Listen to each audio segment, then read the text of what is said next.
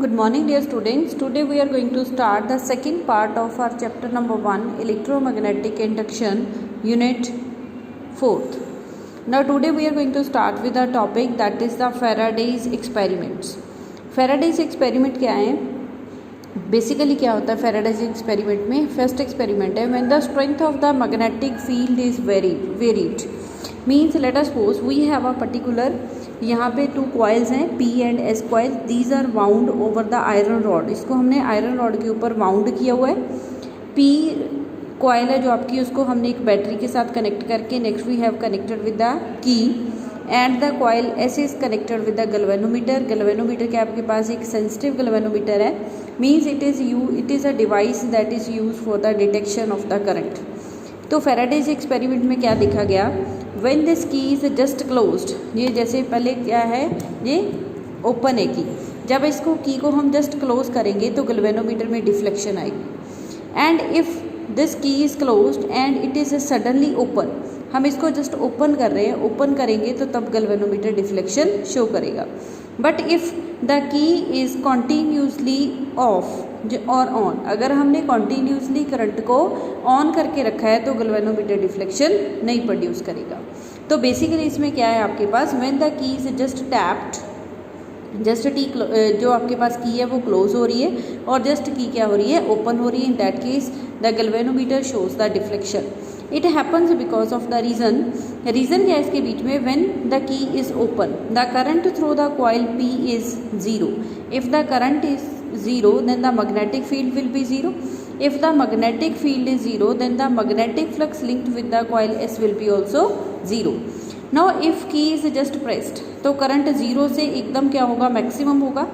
When the current increases from zero to maximum, its magnetic field also increases from zero to maximum. In that case, the flux linked with the secondary coil will be also maximum. Or you can say that there is a change in the magnetic flux linked with the coil S. Similarly अगर आपके पास current constantly flow हो रहा था यहाँ पे, तो जो magnetic flux S coil के साथ लिंक हो रही थी वो मैक्सिमम थी. And when this key is suddenly open, अगर हम इसको एकदम ओपन कर देंगे तो करंट क्या हो जाएगा, पी कॉइल में ज़ीरो हो जाएगा. एंड मैग्नेटिक फ्लक्स जो एस कॉइल में लिंक हो रही थी वो क्या हो जाएगी, drop to the zero.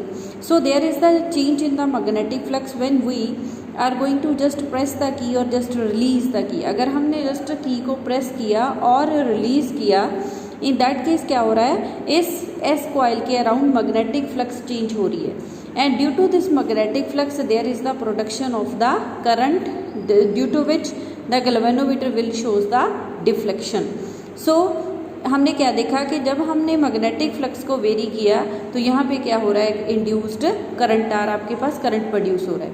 But जो करंट की डायरेक्शन होगी, when you have press the key and when you have release the key, in that both cases जो आपके पास गैल्वेनोमीटर है वो ऑपोजिट डायरेक्शंस में डिफ्लेक्शन शो करेगा. मीन्स करंट दोनों केसेस में ऑपोजिट डायरेक्शंस में फ्लो कर रहा है. Now next is the second experiment आपके पास, when the source of the magnetic field is moved toward or away from the coil.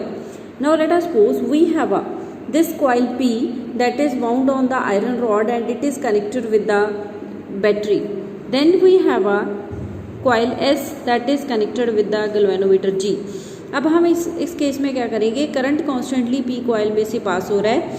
अब हम कॉइल को मूव करेंगे टुवर्ड्स द सेकेंडरी कॉइल और away from the secondary coil. इस P coil की जगह पे आप क्या ले सकते थे, यहाँ पे एक परमानेंट मैग्नेट, ये आपके पास बार मैग्नेट भी हम कंसीडर कर सकते हैं. तो ये देखो यहाँ से when the coil P is moved towards the S, अगर हम पी को टुवर्ड्स एस मूव करेंगे तो गैल्वेनोमीटर डिफ्लेक्शन शो करेगा. If P is moved away from this S coil, in that case galvanometer will show the deflection. But if the position of the P is fixed, अगर हम P की position को fix कर दें तो galvanometer कोई भी डिफ्लेक्शन शो नहीं करेगा. Now the reason is कि जब हम कॉइल को P कॉइल को मूव करें टुवर्ड्स अ कॉइल S, तो number of magnetic field line से ज़्यादा पास होंगी इस कॉइल से, magnetic flux will be more.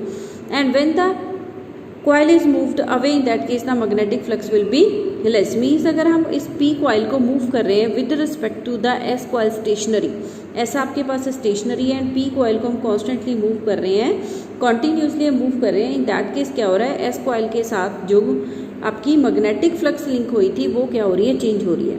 And due to the change in the magnetic flux the induced current will be produced in the coil S and due to which the galvanometer will show the deflection.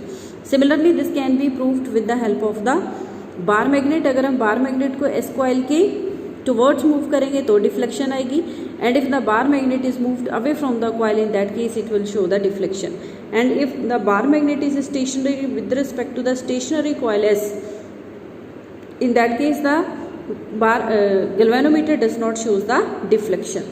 Now next experiment is the when a coil is moved in the stationary magnetic field. अगर हमने एक coil को stationary magnetic field में move किया, जैसे ये देखो, let us suppose we have the particular area PQRS, इसमें हमने एक मैग्नेटिक फील्ड अप्लाई किया हुआ है B एंड क्रॉस साइंस क्या रिप्रेजेंट करेंगे, जो मैग्नेटिक फील्ड है that is perpendicular to plane and invert. Now next we have the coil that is the ABCD that is fitted with the galvanometer. हम इस coil को move करेंगे inside and outside the particular जो आपके पास region था that is the PQRS. अगर इस कॉइल को हम आउटसाइड लेके जाएंगे तो एरिया ऑफ दिस कॉइल क्या होगा, कम होगा इन the magnetic field. If the area decreases the magnetic flux will get decreased. And if this coil is moved inside this magnetic field तो इसका एरिया मैग्नेटिक फील्ड में increase हो रहा है. Due to this क्या होगा, यहाँ पे मैग्नेटिक फ्लक्स भी क्या होगी, इंक्रीज होगी. मीन्स अगर हम कॉइल को मूव कर रहे हैं इनसाइड और outside in the magnetic field तो आपके पास क्या है, मैग्नेटिक फ्लक्स वेरी हो रही है. Due to this variations, these variations in the magnetic flux, the induced current will be produced in the coil ABCD. So these are the some Faraday's experiments. In the next lecture we will discuss about the Faraday's laws. Based on these experiments, आप सबने इन experiments को अच्छे से पढ़ लेना. जो इनके conclusions होंगे वही क्या बनेंगे आपके पास, Faraday's laws. Thank you.